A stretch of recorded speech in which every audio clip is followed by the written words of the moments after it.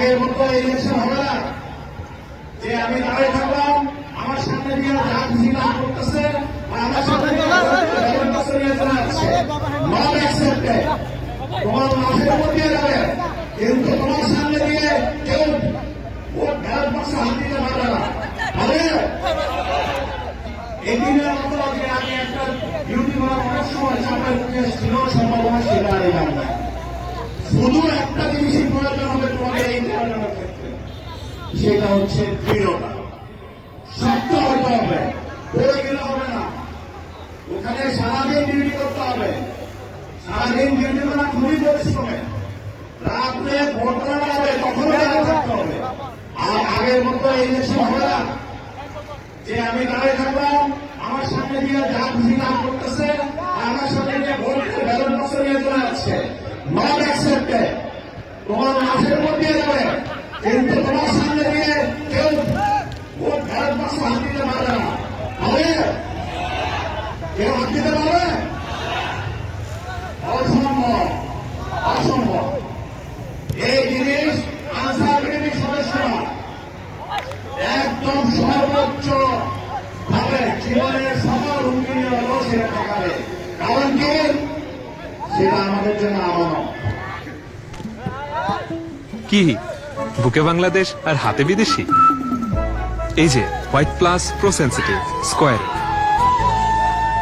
অনেকে আছে বিভিন্ন প্রশ্ন আছে, আমাদের সাংবাদিক ভাইরা দেশবাসীর কাছে প্রশ্ন আছে যে আসলে বিভিন্ন পক্ষের থেকে যে আমাদের যারা এত সদস্য এদের উপর যে চাপ, যে তার পক্ষে কাজ করার জন্য সেটা কি আদৌ এরা সঠিকভাবে সেই চাপ মোকাবেলা করতে পারবে? এই প্রশ্ন সবার আছে। আমি তোমাদেরকে নিশ্চিত করতে চাই যারা যত রাজনৈতিক পক্ষ আছে, যত পক্ষ আছে এই নির্বাচন সর্বোচ্চ পর্যায়ে তা আমাদের সাথে সকলের মত বিনিময় হয়। তোমাদেরকে আমি স্পষ্ট ভাষায় বলছি, সকলের চাওয়া পাওয়া একটাই যে ভাই ভোট যেন সুস্থ হয়, সুন্দর হয়, কোন জাল জালিয়াতি অনিয়ম ভোট কেন্দ্রে যেন টলারেট করা না হয়। কি বলছি সবাই বুঝতে পারছো? এটা সকলের চাওয়া উপরে। কিন্তু তোমার যে ভোট কেন্দ্র, সেই ভোট কেন্দ্রের সাথে সম্পৃক্ত যে কর্মীরা আছে, বিভিন্ন পক্ষের কর্মী, তারা তো তাদের এই উপরের জিনিসগুলো অনেক সময় কি করে এড়াই চলে। কারণ চিন্তাটা হবে তাদের সেই চাওয়া পাওয়া যে ভোট কেন্দ্রে সেটা তোমরা কোথেকে আসছো? কোথেকে আসছো তোমরা? তাই বলেছে এখন দিচ্ছেন যেটা যদি চাপ আসে সেটা আমাদের উপরে আসবে। আমরা চাপ করতাম তারা আমাদেরকে সবাই বলে দিয়েছে যে কোন জাল জালিয়াতি অনিয়ম কাউকে টলারেট করবে না। তোমরা কি টলারেট করবা?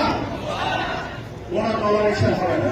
তুমি যারা আসছো ওখানে আমাদের সাংবাদিক ভাইরা অন্যরা ছবি করতেছে, ভিডিও করতেছে, দেখো পাঁচটা সদস্য তারা এসে এখানে আঁকা হচ্ছে, এখানে অনিয়ম হচ্ছে,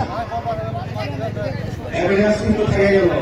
তোমার জন্য সাথে সাথে কিন্তু ওখানে মোবাইল ফোন থেকে শুরু করে ওখানে নির্বাচন বিধিভঙ্গের যারা নির্বাচনী ট্রাইব্যুনাল যেগুলো আছে মাঠ পর্যায়ে তারা কিন্তু সবাই ওই স্ট্রাইকিং ফ্যাক্টর সব ঘুরে রাখছে। এই ধরনের যদি কোন সদস্য হয় আমি এখানে বলে দিলাম যে সে তাকে আমি আমার সদস্য বলে গ্রহণ করবো না।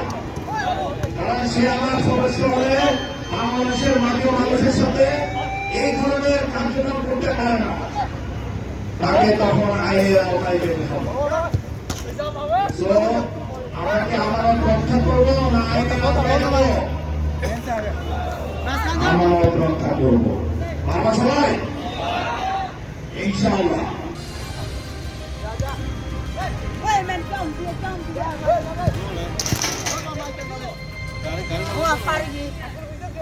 Buang,